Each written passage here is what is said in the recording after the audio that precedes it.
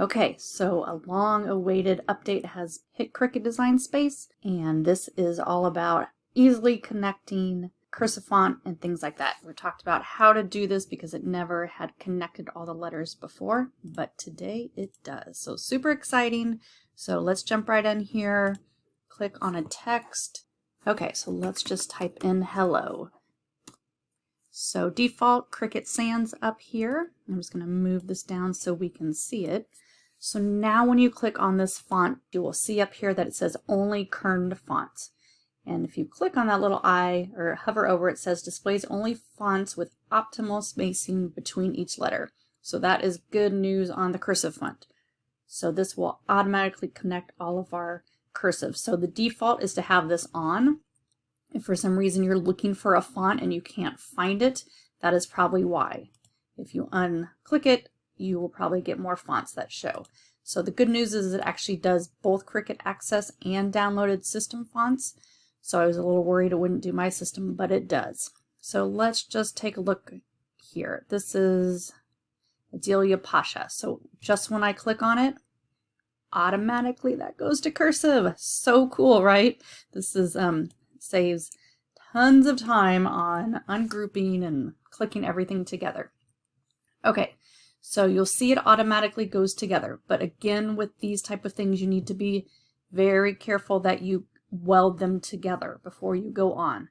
So you'll see there is still overlap here. So these are still individual letters. And if you go to cut this out, it will cut the lines. Don't do that. As soon as you have this how you want it, come down on the right side and click weld.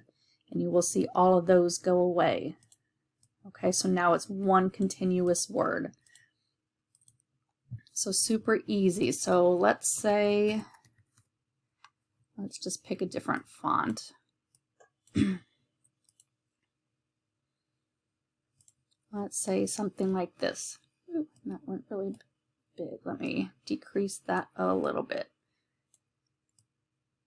So it automatically comes in like this, but you can still change individual letters around. So all you need to do is come up and hit the ungroup up here on the right side. And if I click that, now I can click on any single letter and say if you want like the H bigger, something like that, you can definitely do that. You know, if you don't like how the spacing is, you can move that in or out. But again, once I have it like I want it, I'm going to use my cursor, hold it down to select all of these, and then go down and click the weld. Okay, if you just click the attach, it does not actually make it one continuous thing. It will attach it so it will cut out like this, but it will still have those tails on there. And especially if you're making stuff for people, you don't want those tails on things. So always click that weld when you're working with cursive and script font. Okay, so super fun. Easy way. Now you can use that offset if you want and make some fun things, but really saves a ton of time when you're working with cursive letters. So not as big a deal as if you're working with just block font. So say we went back into something that's block here.